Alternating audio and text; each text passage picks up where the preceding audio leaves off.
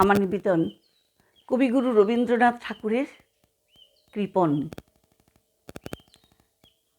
আমি ভিক্ষা করে ফিরতেছিলাম গ্রামের পথে পথে, তুমি তখন চলেছিলে তোমার স্বর্ণ রথে। অপূর্ব এক স্বপ্ন সম লাগতেছিল চক্ষে মম। কি বিচিত্র শোভা তোমার, কি বিচিত্র সাজ।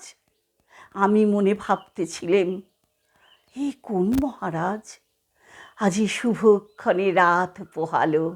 ভেবেছিলেম তবে আজ আমারে দাঁড়ে দাঁড়ে ফিরতে নাহি হবে।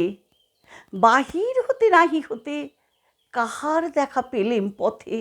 চলিতে রথ ধনধান্য ছড়াবে দুই ধারে।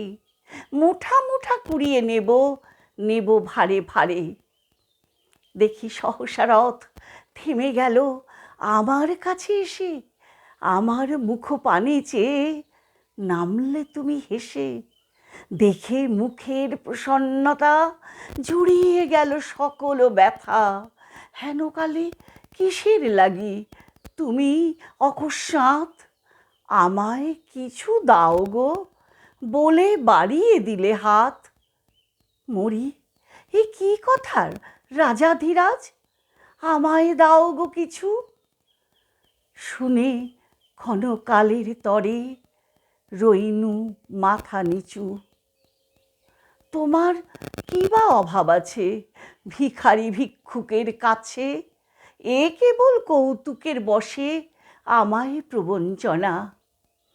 ঝুলি হতে দিলেম তুলে একটি ছোট কণা।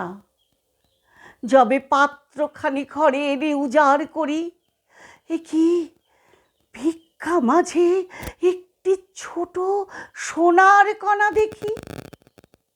দিলেম যা রাজ ভিখারি রে, স্বর্ণ হয়ে এলো ফিরে। তখন কাঁদি চোখের জলে দুটি নয়ন ভরে। তোমায় কেন দিইনি আমার সকল শূন্য করে। নমস্কার।